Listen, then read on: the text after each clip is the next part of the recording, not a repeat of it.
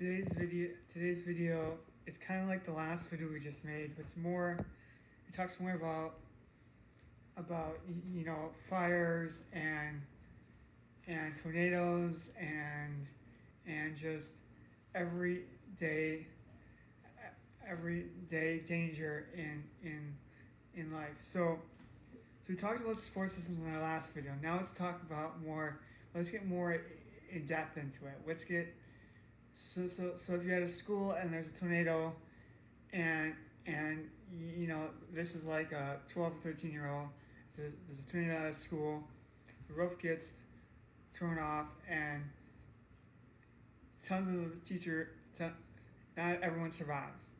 Now you're gonna have to teach your kid, if you're in a tornado state, what's the worst scenario that can happen and how to vent it, what to do in that worst scenario, because you might have scenarios out there in a fire or a tornado or in a big storm that you might lose your loved ones, or you might lose your teachers, or you might lose people close to you. And when you're 12, you're gonna have to learn how to get out there and walk a few miles to the nearest police or fire station. But what if that police or fire station underwater and they're all dispatched in all places, and 911's down in another state because power lines are down and the phone lines are down because of the hurricane. So you have to teach your kids, when they're in this state, how to vent it from the worst possible scenario.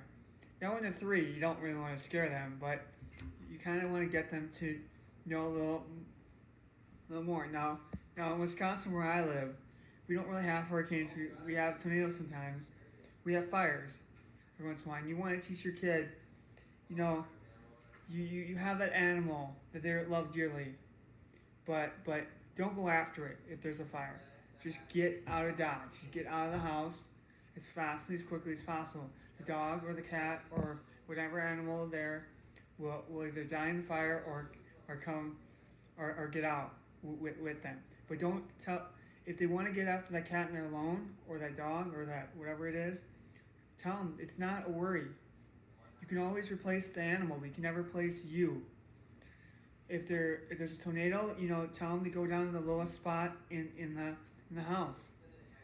And if you don't have a basement, like we don't have a basement really here, we have a garage, but we don't have a basement.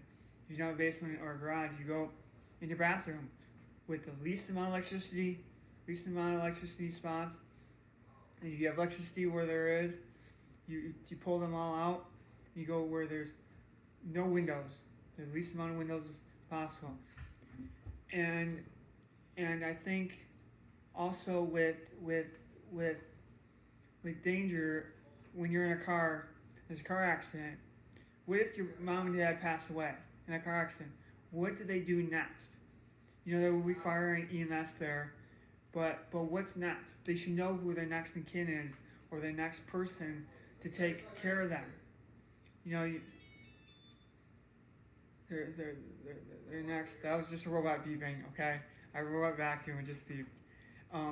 But you want to know who is next in line to take care of them. If you pass away in a car accident, if you pass away in a tornado, or whatever it is.